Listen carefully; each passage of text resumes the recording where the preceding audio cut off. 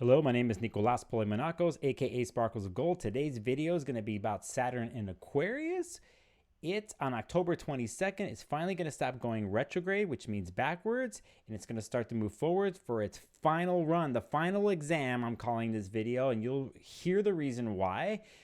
If you like what I'm doing, if you're into this, you spend some time with me, hit the subscribe button. I'm going to pull a chart up on the screen, and then I'm going to show you a couple things, and then I'm going to maybe give you some practical things that you can use, or a way you can use your mind for the rest of this transit to apply in the Aquarius part of your chart. Let's do it. Here you will see a chart. It is 18 degrees, Saturn in Aquarius. It's happening at 9:07 Pacific time, October 22nd, which is this Saturday where I'm making the video. Finally, it stops moving backwards. It started to go retrograde, in station retrograde, in the first week of June. So for all these months now, Saturn has been plodding backwards and moving slow and testing everyone's, or you need patience. It brings patience in someone's world. As a matter of fact, let's just do some key Saturn words here, okay? So contemplation, resistance, time as in it's connected as a ticking time, and as in a sense, connected to mortality. The clock's always ticking. Do it now. Build it now. Pillars, foundations, boundaries, temporary rule sets, crystallization, the authority, becoming the authority. Those are many different words. Then there's a ton more when it comes to Saturn, and there's the karmic element that some people subscribe to. Is did you do the work?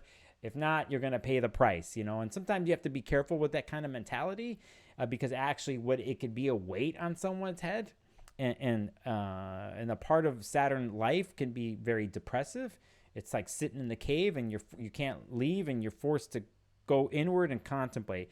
All those keywords that I used are, in a sense, been happening in the Aquarius part of the world. And in the end, let's keep it simple. Aquarius deals with freedom in all its realms, I think, here. And I'm a personal believer of, I think in order to be free, in whatever aspect it is, whatever project that it is, that you need to know and understand rules in general. So you need to learn rules and understand rules in order to break the rules. And I think here, this is what's been happening, is in Saturn being at home in Aquarius actually loves the focus and determination that Saturn brings in Aquarius, because Aquarius is a fixed sign. It gets fixated on things, and it needs structure to do those types of things, to be free, to experiment, and to become innovative. I'm using some of the keywords for Aquarius. So I want you to think about those, everything that I said in the Aquarius part of your chart. Interestingly enough, that day Saturn, when it moves forward, has help from an exact 120-degree relationship. They call it a trine. Saturn, Mercury in Libra trine, two air signs. It's got some support here. Finally, there's movement, not just with what's been happening the last so many months, but of the mind and the application of the mind, and what happens with communication, ideas, thoughts, and opinions, how things go from one place to another. Mercury actually is helping out here, or you could say Saturn is helping Mercury, but I'm going to actually say that Hermes right here is helping Saturn out. It's like, hey, I'm ready. Are you ready? You're ready to move forward? Let's talk about this. Let's do this. What can we do, or what did we construct mentally? What innovative process did we come up with since June? The hard work, the sweat, and the tears. In the end, Saturn rules right here, pillars and foundations that one stands upon, one builds.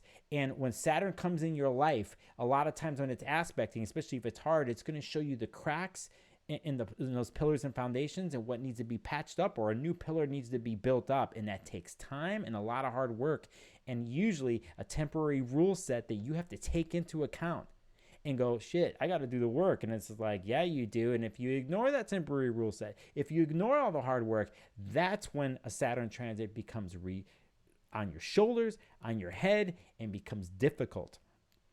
At this point, Saturn moving forward is the time and place for why I'm calling my video the final exam, for you to take everything that you've learned the last 2+ years, and everything that you've learned since, and I say 2+ years, by the way, because this Saturn transit in Aquarius actually started December 16th, 2020. That's when it happened. It's gone retrograde a couple times since then. Here we're at the final point. We're moving forward. It's never going to go retrograde again in Aquarius, at least this time. And it leaves Aquarius the first week of March of 2023 to go into Pisces. So right now, that end line, that goal, that golden diploma of Saturn in Aquarius, it's waiting for you. It's there, but you have to do the work, and you have to take everything that you learned, everything that you've been grinding on, and those pillars and foundations that you've been building. Is now the time to test it and to apply it. So I want you to look at this and think about it. In the craziest way, this is my take on it too, is this day when Venus and the sun are together within minutes. There was a Sun-Venus conjunction. It's still conjunct here, right here, but Venus was cazimi, melting into the heart of the sun. This is one of the biggest astrological days of the year, by the way. There's so much going on and so much setup happening here that you have air, in a sense, flowing. And since Venus is in Libra and Venus is even though she's melting and going through a death and rebirth process, it's, I think, somewhat an enjoyable one, actually, because Venus is at home in Libra. And even though it's 29 degrees, there is Mercury at 18 degrees here. And by sign, or by element, I should say, they're relating with each other. So I actually think this is a huge constructive day. And if you need to implement or think about that thing in the Libra part of your chart that you want reborn, and you can actually use this Aquarius part of your chart where Saturn has been to help back that up. That's my opinion. I don't know if you're going to hear that from anybody else, but I'm saying it's an important moment here because the next 2 weeks after that, there's some harsh eclipses that are coming.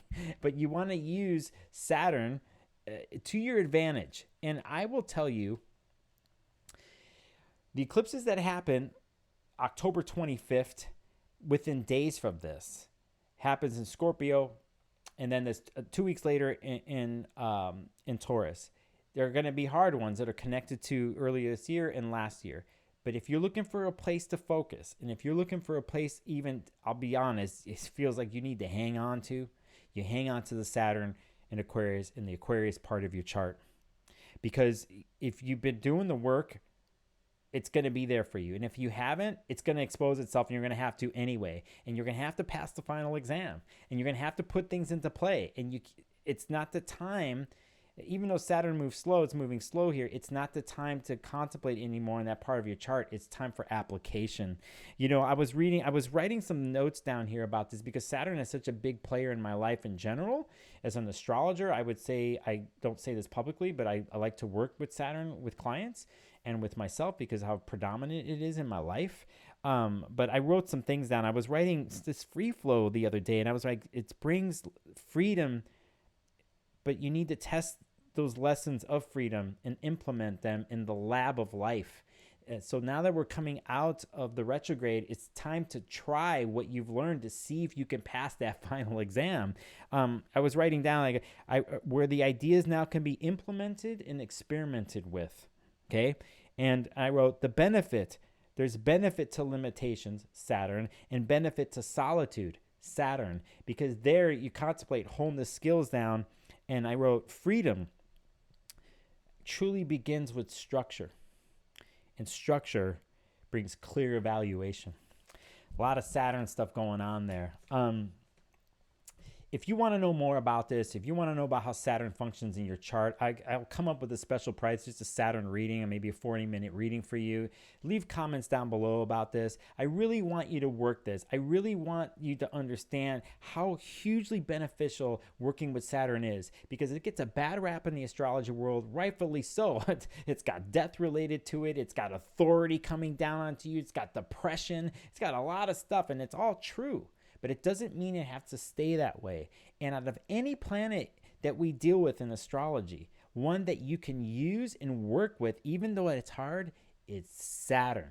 Become friends with that planet in your chart. Walk through the fear that it represents, because it's not about fear in the end. It's about you walking through your fear and taking the step-by-step approaches that Saturn really wants to show you and wants you to take on. And once you do that, once you work on Saturn every single day of your life, you'll pass the final exam. Thanks for watching. I'll see you on the next video.